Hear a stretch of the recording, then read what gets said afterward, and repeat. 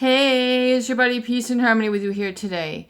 We're going to focus in on recovering from intrusive thoughts or flashbacks that occur as a result of trauma bonding with a character disordered individual, such as a narcissist or a psychopath. Someone who presents with a pathological sense of self-importance and coupled with a lack of empathy. And the result of this within relationships oftentimes results in emotionally manipulative treatment of others in order to get them to comply, force them to comply with their selfish and low empathetic needs. And oftentimes this results in what we call gaslighting or brainwashing of those individuals. Gaslighting meaning that they give a sense of alter reality or lack of confidence. They instill a fear, a trepidation, a shyness in the individuals who they target, so that they begin to doubt themselves. They begin to have a great amount of fear, paranoia, hypervigilance. And this then results in chronic anxiety, which then results in depression, low energy, chronic fatigue syndrome, also the resulting breakdown of one's immune system. And this can then lead to other diseases and disorders such as irritable bowel syndrome, a lot of the autoimmune diseases which we see present as lupus, rheumatic arthritis conditions, a lot of the situations which are brought on and exacerbated by stress. And stress is really when your body is put into a lack of homeostasis or a lack of balance, and the body is put into a hyper-arousal state. And the body is really not meant to be in this state. However, we find that those individuals who are targeted or enmeshed or trauma bonded with individuals who have narcissistic, who have psychopathic tendencies or personality disorder, tend to have a chronic low-grade sense of fear and paranoia. And so this can be very debilitating. And I want to go into really how to relieve a lot of these, what we call flashbacks, intrusive thoughts, in this chronic state of self-doubt, which oftentimes is resultant of being in relationships with these individuals for a short or a long period of time. And I want to give a quick shout out to the wonderful deep divers here on the Peace and Harmony channel. Those of you who are really going and really looking at and diving deep into your relationship dynamics and then making the changes and rising above, ascending and transforming your life to live a better life, the life that you're meant to live, really in a healed state versus a wounded state. And I want to give a quick shout out to those individuals who had complimented me on my jewelry. Yes, I do love and adore the turquoise.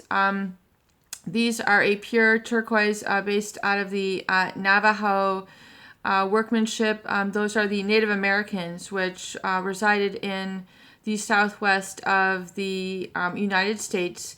And as you know, the United States was originally populated by the indigenous people of many nation tribes, from the Sioux to the Navajo to the Cherokee to the Apache, all throughout the United States. And they are still set in reservations today. And they produce some wonderful, gorgeous jewelry. And they have quite a bit of respect for the universal forces, which I also align with as well. And this is a pendant, which is onyx inlaid with turquoise, and the bear is the sign of courage, and really sort of a courageous spirit within the Native American philosophy. And I think it's so important that you tap into some of these concepts as you look at really the healing force of your life, and look at things that truly inspire you and create a sort of peace and harmony. And really what I'm going to focus in right now in terms of how to reduce the flashbacks, the intrusive thoughts, the paranoid thinking, the second guessing, the triple guessing, the quadruple guessing, the fearing that you're not doing things appropriately, that you're not making the right decision, the intrusive thoughts where you're constantly thinking about this person, constantly checking your phone. It's become a compulsion. You're constantly trying to work on yourself to impress them. They are at the forefront of your life, and rather than you being at the forefront of your life, you've become enmeshed with them where their emotional manipulation has caused you to feel like their egotistical needs are more important than your self-discovery and your true intrinsic needs. Now remember, when we are dealing with a narcissist or psychopathic individual, they have what is known as a pathological sense of self-importance. And they feel above or superior to others. And that oftentimes they don't have the same needs as other people. For example, the needs to not hurt people, the needs to be respectful of others, the need to respect other people's boundaries and their personal space and not cause trouble. Most people have a sense of empathy, which means they have a feeling or the awareness that there's an individual outside of them who has feelings, needs, wishes, desires. They have a viewpoint. And the narcissist or psychopathic individuals, oftentimes, they don't really, they don't really perceive this. They don't really feel this. They don't acknowledge this. They don't heed this.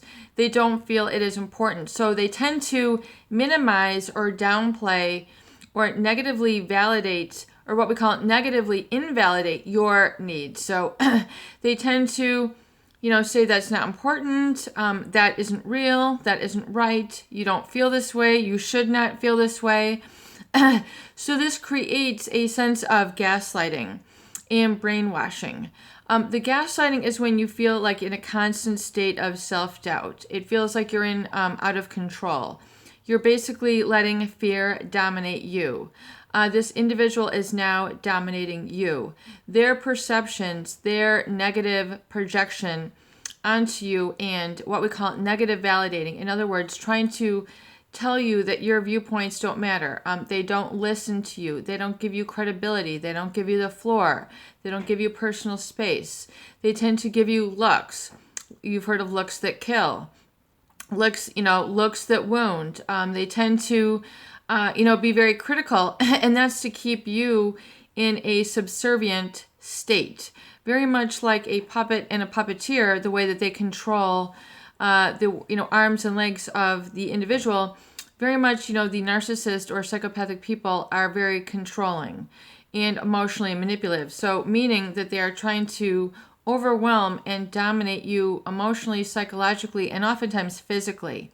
And we see this through the violation of your boundaries, the hypersexualization. So the fact that, you're in rapt attention, listening to this individual at some point in the relationship where, you let them overwhelm the relationship or, take up a high, overly imbalanced percentage of the relationship. So rather than the relationship being balanced, it's you, it's me, we make decisions together, there's mutual respect, there's support, there's that interdependence or flow of relationship.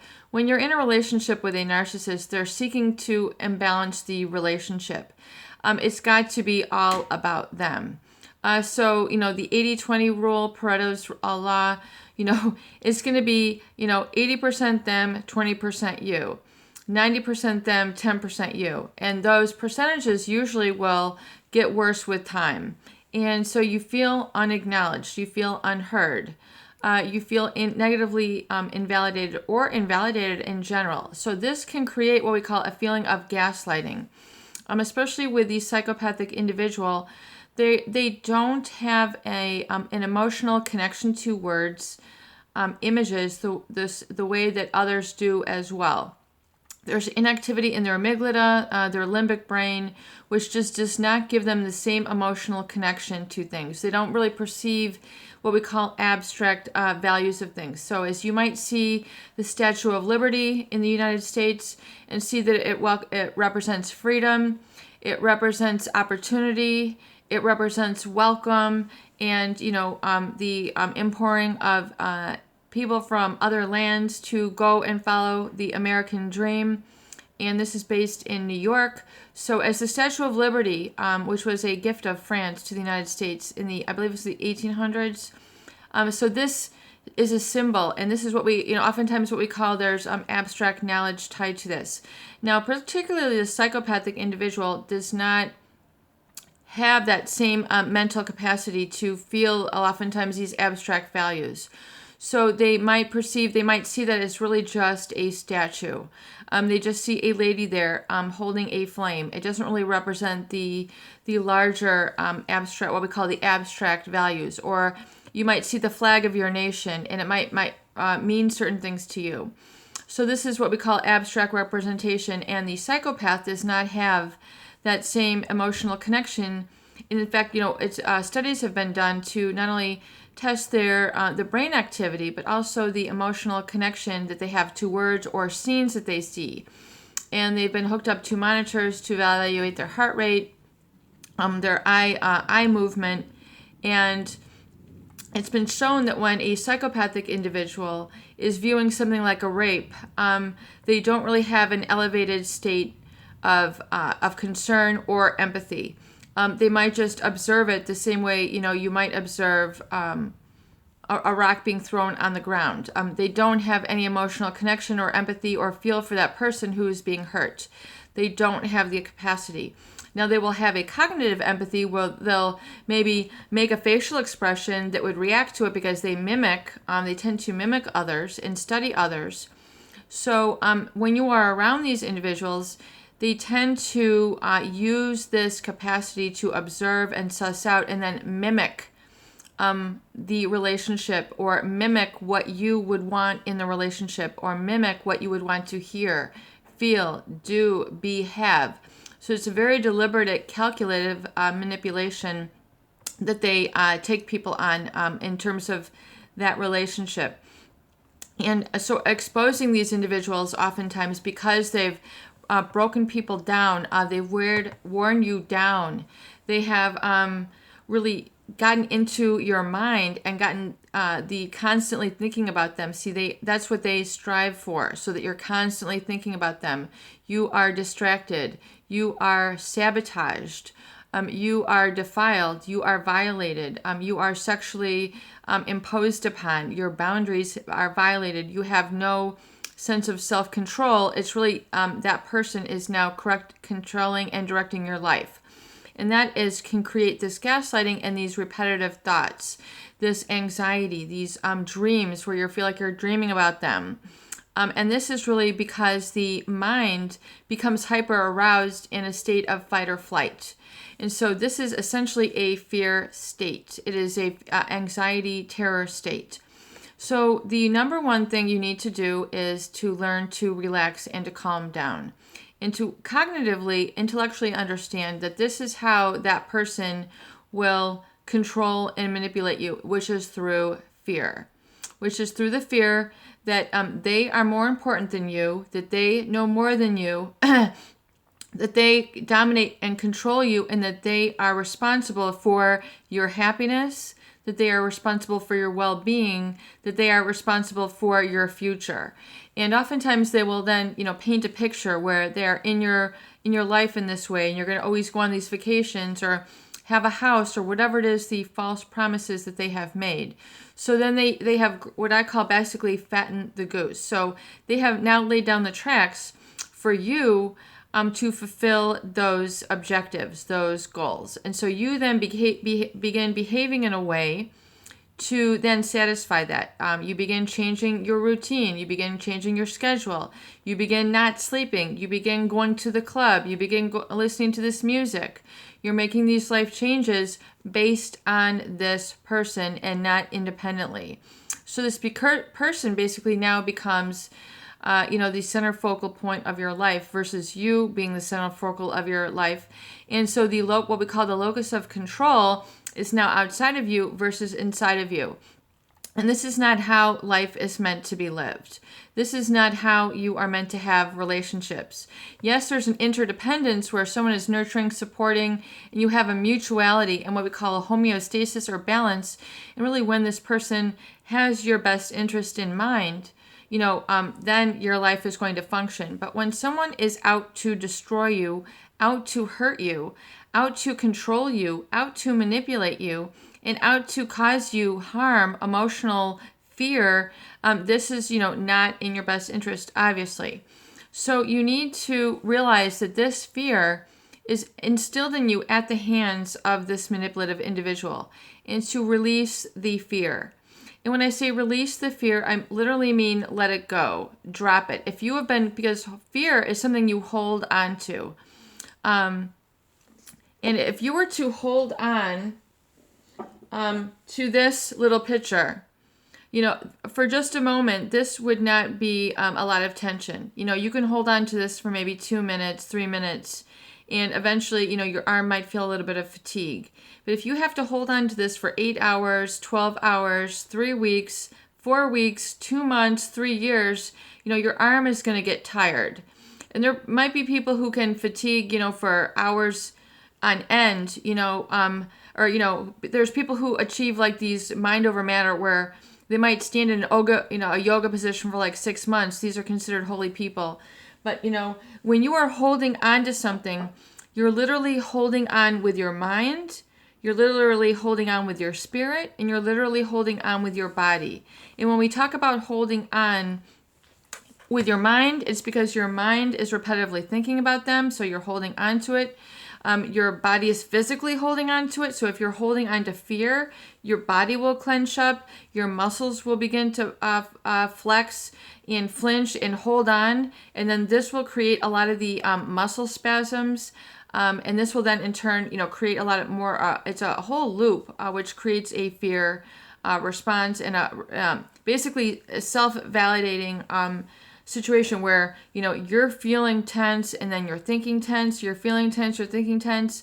This becomes chronic, and so this becomes a mood which perpetuated over weeks and months then becomes an identity. And then we have this anxious personality, this depressed personality, this tense personality. So you need to literally let it go. So letting go is, and this is going to take practice, of course, and I applaud you for really, staying with it and hanging in there. So letting go is literally dropping it. Drop the fear. And oftentimes the fear is kept in place by these individuals. And very interesting, I thought earlier that oftentimes fear is in the eyes of the abuser. So when the abuser is constantly observing you, holding you to these perfectionist standards to keep you under their control and under their manipulation, if you are constantly in their eyesight, you have this kind of fear that they are always watching and always judging and always criticizing. And so when they are constantly observing you and you are in contact with them, you're constantly subconsciously going to be picking this up. And so this creates an embedded fear. It creates an embedded anxiety. So that's why it's so important to go no contact. And you need to rid your life and your environment of these perpetrators and violators, because their presence will perpetuate and continue to trigger this anxiety and fear response. So you need to let it go. You need to learn how to take the deep breaths and let it go and drop the intrusive thoughts, and drop the anxiety, and literally learn to unclench your body. Do these grounding exercises where you're releasing, consciously releasing the tension and the contorted shape that your body tends to take while you are in this fear response. Because we'll find that people tend to clench up and hold on to, they'll clench their they'll clench their abdomen. Oftentimes they'll clench their gluteal muscles, trying to hold on. And this creates a lot of tension. It can, create a lot of spinal issues, because, you're contorting your back and your neck. You have neck issues as a resultant of this. And so you need to realize, kind of tap into yourself and plug in and become more conscious of yourself and the feelings that are going on, and say, wow, I do have a lot of fear and anxiety that I'm holding on to in my body, and I'm going no contact, and their eyes are no longer on me, and I'm now letting them go. Their eyes are no longer on me, and I'm not perpetuating this fear response, and I'm letting them go, and I'm allowing myself to tap into this feeling of relaxation. And if you allow yourself to relax, you'll realize how much you have not been allowing yourself to enter into this state, because you feel like you have to constantly, rebattle them, or you constantly have to defend and justify yourself. So this can create, more of that, more of that. So you have to, let that go. Realize that, relax the muscles. Engage in the deep breathing techniques. In for 4, hold for 4, release for 4. And just say, wow. Catch yourself. Say, wow, I'm really feeling tense. I'm letting that go. And let them go. And let them go completely. Let them go from your mind sight. If you keep a lot of pictures around, let go of the pictures. Let go of the images. So if you constantly are bringing them up in your mind, let go of the images. And let go of their that vibration and that energy. And really begin to develop more of a relaxation response in your mind. And then really surround yourself also with images of your future and what you want to do, be, do, and have. So you can constantly then look ahead and really learn to create more of a peaceful, harmonious environment. So whether it's music, soft music, whether it's calming art, calming colors, calming fabrics, things of this nature, things that can help you create sort of that low, that calm and that sort of really meditative stance. Bring things into your environment, even if it's a plant, flowers, art, something that's very positive, soothing, and calming for you. Begin to do this consciously so you can create an environment that you are comfortable in rather than fearful of. And really begin to slow down your thoughts. And really, you really need to realize if you're having these racing thoughts, just calm them down and say, wow, I am calming my thoughts down now. I am calm. I am calm. I am calm. It is okay to be calm. I am at peace here. I am safe here. I am okay here. And begin to recategorize your experience from one of fear into one of peace, harmony, and the feeling of love and safety and security. And as you continue to do that and let go, you will begin to have the fear response subside, the intrusive thought subside, and the racing thought subside. And you will begin to trust and believe in yourself versus being agitated by the fear response that was input with a narcissist or psychopathic individual. Peace and harmony with you here today. I hope these videos do help. Please share and please subscribe for more great tools, videos, discussion, and support.